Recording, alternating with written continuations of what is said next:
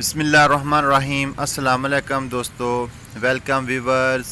कैसे हैं आप सब? उम्मीद है कि आप सब खैरियत से होंगे। तो ये हमारे पास डेंसिस का एक पौधा है जिसने बहुत ही प्यारा सा फ्लावर ब्लूम किया है। इसके साथ ये हमारे पास स्पैरिगस का पौधा है जिसके हमने जनवरी फरवरी में बल्ब लगाए थे और इसकी जो ग्रोथ है वो स्टार्ट हो चुकी है और बहुत ही अच्छा सा पौधा बन चुका है। और इसके लीव्स जो हैं इसके बहुत ही ग्रीन और सॉफ्ट हैं। इसकी जो ग्रोथ है वो बहुत ही ज़बरदस्त किस्म की चल रही है। हमने इस अपने पौधे को शेड एरिया में रखा हुआ है। यहाँ पर तकरीबन 11 बजे धूप आ जाती है। 2-2.5 घंटे धूप रहने के बाद फिर यहाँ पर छाँव आ जाती है। तो व्यूवर्स देखें, ये इसके नए नए जो बल्ब्स हैं वो बनना शुरू हो चुके हैं और मज़ीद इसके बल्ब जो हैं छोटे छोटे वो भी इसके साथ बन रहे हैं और उसके अंदर से नन्ही नन्ही शाखें भी निकल रही हैं। तो इस तरह आने वाले चंद दिनों में ये हमारा जो पौधा है ये बहुत ही बड़ा पौधा बन जाएगा, झाड़ीदार पौधा बन जाएगा। इसकी ग्रोथ पूरे गमले में फैल जाएगी। इस पौधे को हैंगी बास्केट में भी लगाया जा सकता है और ये हैंगी बास्केट में बहुत ही खूबसूरत लुक देता है। इसके जो लीव्स हैं पूरा साह रहते हैं। इसकी जो ग्रीनरी है वो गार्डन में बहुत ही प्यारी लगती हैं। तो इस तरह हमने इस स्पैरिगस को अपने घर में बल्ब से उगाया है और ये हमारा पौधा बहुत ही अच्छे से ग्रोथ जो है वो अपनी कर रहा है। तो इसकी मिट्टी की बात करते हैं तो इसको वेल ड्रेन मिट्टी जो है वो बहुत ही अच्छी लगती है और इसकी मिट्टी को जो मॉइस्चर है वो बिल्कुल अच्छा होना चाहिए। इसकी मिट्टी गीली होनी चाहिए। इसको ज़्यादा पानी बिल्कुल पसंद नहीं है क्योंकि इसके जो बल्ब्स होते हैं उसमें ऑलरेडी पानी स्टोर करने की सलाहियत होती है। तो इस तरह ज़्यादा पानी से पौधे जो हैं वो अक्सर अपनी जो जड़ें हैं उनको वो डैमेज हो जाती हैं और इस तरह पौधा जल जाता है। तो इस तरह हमारे पास ये वैंका का एक पौधा है जिसने भी अपने वाइट फ्लावर ब्लूम किए हैं और उसके अंदर रेड कलर का डॉट है जो कि बहुत ही खूबसूरत नज़र आ रहा है। तो ये हमारे पास रोज़मोस की वैरायटी है।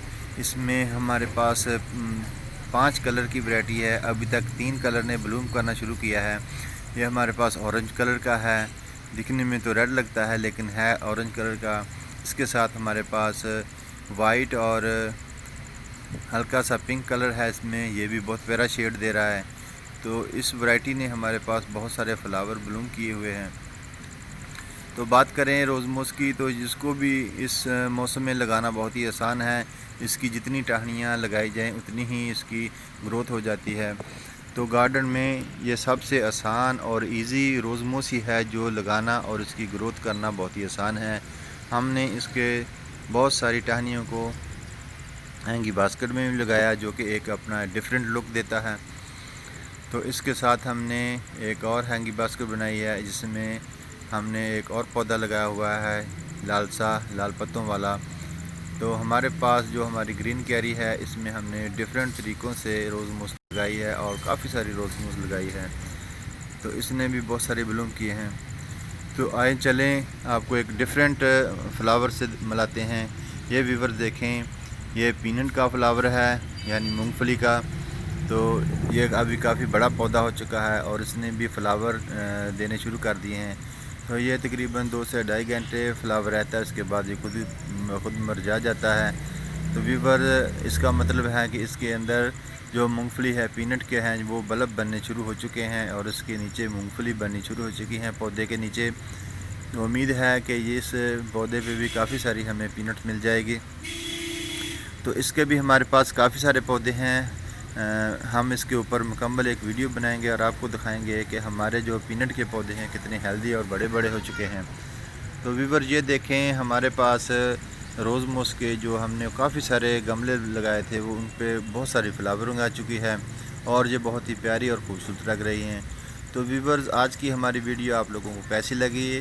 उम्मीद है कि आपने एंजॉय किया होगा और हमारे चैनल को लाइक शेयर और सब्सक्राइब ज़रूर कीजिएगा। अल्लाह हाफ़िज़।